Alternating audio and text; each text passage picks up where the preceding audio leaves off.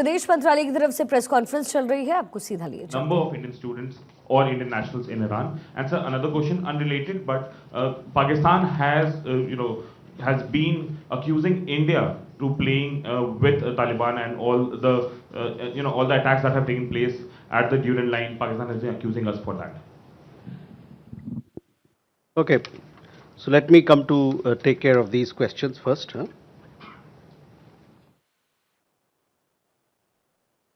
Siddhant and Umashankar, your questions are similar. So let me first address your part. External Affairs Minister and Foreign Minister of Iran have had three conversations in the recent days. The last one discussed issues pertaining to safety of shipping and India's energy security. Beyond that, it would be premature for me to say anything. पिछले कुछ दिनों में विदेश मंत्री और Iran के विदेश मंत्री के बीच 3 बार बातचीत हुई है। अंतिम बातचीत में शिपिंग की सुरक्षा और भारत की ऊर्जा सुरक्षा से जुड़े मुद्दों पर चर्चा की गई। इसके अलावा अभी मेरे लिए कुछ भी कहना जल्दबाजी होगा। कादम्बनी, जहां तक आपका सवाल है, 2 जहाज को लेके मेरे ख्याल से 5:30 बजे एक और प्रेस ब्रीफिंग है, जिसमें हमारे शिपिंग मंत्रालय के साथीगण वहाँ होंगे। उनके पास अगर आप ये सवाल लेके जाएं, शायद क्योंकि बहुत टेक्निकल है, मेरे पास इतना अपडेट नहीं है, वो शायद आपका जवाब सही ढंग से दे सकते हैं। Pranay, on Indians in Iran. Now, we've had some 9,000 Indian nationals or thereabout who were there or who are there in Iran. These 9,000 Indian nationals comprise students. They also comprise seafarers, some business people, some professionals, and some pilgrims. Of these 9,000, you would have seen that we had issued an advisory some time back. Our mission had issued our advisory. Following those advisories, which were issued on 14th of January, if I'm not wrong, and 23rd of February, several Indian nationals, mostly students, a lot of students, they left the country and reached home. We have recently, as you know, we have shifted several Indian nationals, including students and pilgrims, who were based in Tehran to other safer locations and cities in the country. We are also assisting Indian nationals who wish to travel to Azerbaijan and Armenia, and from there to take commercial flights to return home. We are assisting them with visas. We are also assisting them with land border crossings. So this is happening. We've had several Indian nationals who have approached us, and we have helped them to cross over into Azerbaijan and Armenia, and from there to take commercial options of flying back home. I would take this opportunity to advise all Indian nationals who are desiring to leave Iran via land borders. They should adhere to the advisory that our embassy has issued. This was issued on 9th March, and they will do the needful.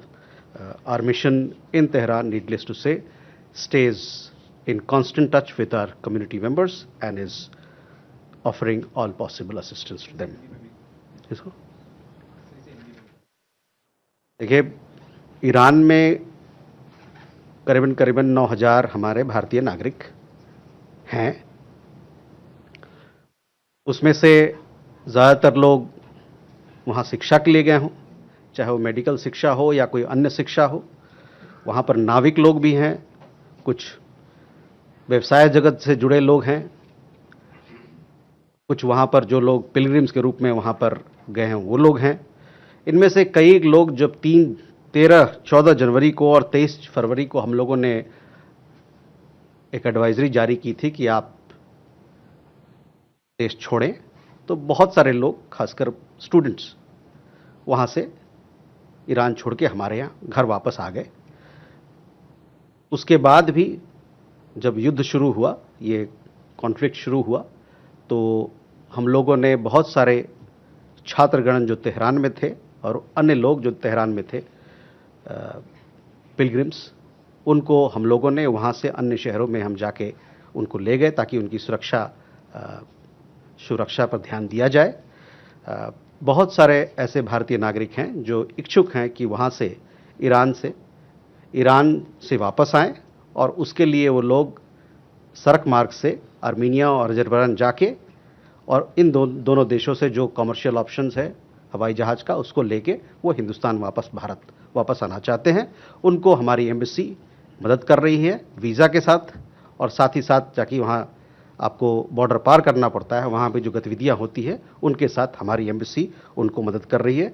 और मैं साथ ही साथ ये कहना चाहता हूँ कि जो भी भारतीय नागरिक ईरान से वापस आना चाहता है वो हमारे एम्बेसी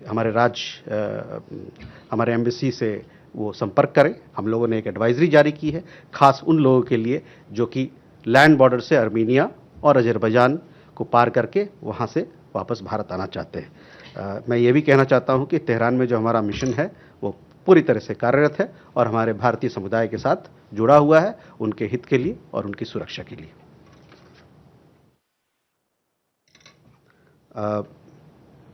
जहाँ तक प्रणय आपने जहाज़ की बात कही, कल मेरे ख्याल से हमारी जो साथीगण हैं जहाज़ के मंत्रालय से, उन्होंने बताया था, एक अंक आपको दिया था, तो उस पर और भी खुलासा आज जब प्रेस में हमारी बातचीत होगी तो उस पर शायद आप उनसे सवाल पूछ सकते हैं। इसके बारे में लेटेस्ट अपडेट मेरे पास नहीं है।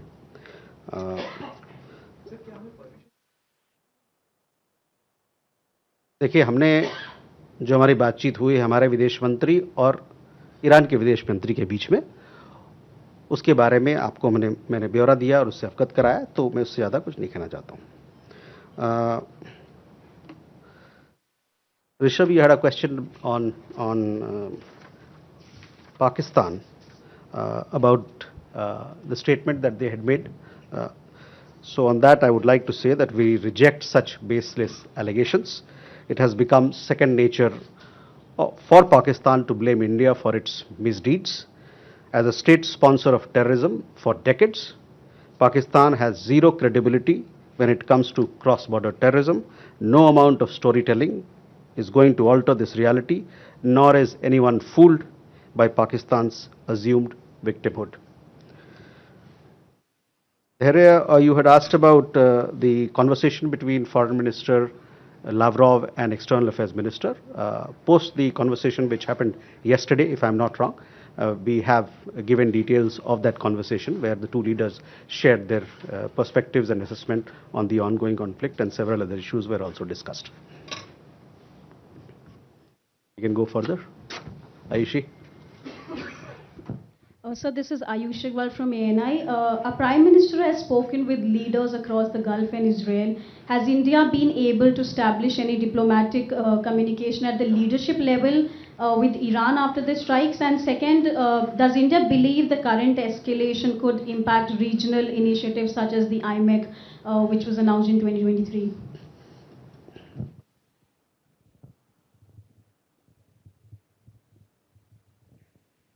Archis.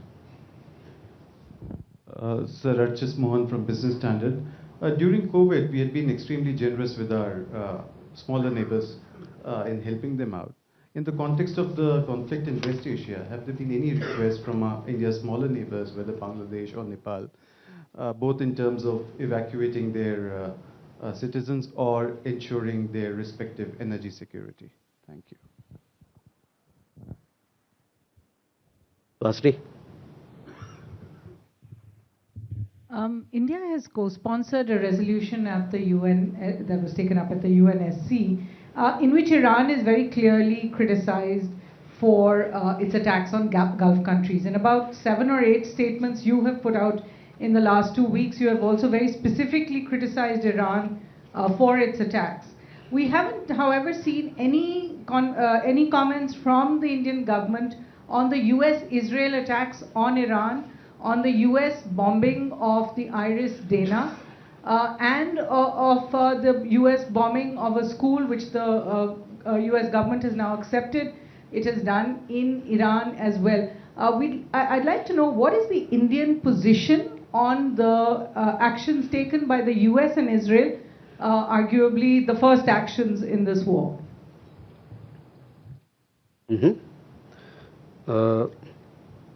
Jessica? Hi, sir. This is Jessica Taneja for Doordarshan Network. So I have two questions. The first, we've seen some remarks made by commentators that India took 5 days to sign the condolence book at the Iranian embassy for the late Supreme Leader Ayatollah Khamenei. Is this correct? And secondly, Pakistan has expressed some concerns regarding the India-Canada uranium deal that was signed during the time of the visit of the Prime Minister of Canada, Mark Carney. Any comments on that? Okay. Krishna Mohan? जो हमारा regional cooperation के तहत जिन countries को हम oil product ये करते export करते हैं, अगर यही स्थिति रहती है तो क्या?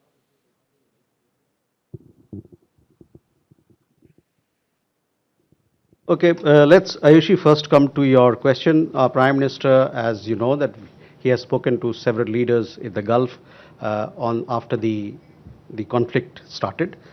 In these conversations, he stressed on the need for dialogue and diplomacy so that early peace can return. He also underlined the need to avoid civilian casualties, and he focused on the priority for protection of civilians. We have a large Indian community in the GCC countries, and obviously it's their security and welfare is of utmost importance. This was highlighted. We also, in several cases, condemned the violation of sovereignty and territorial integrity of states.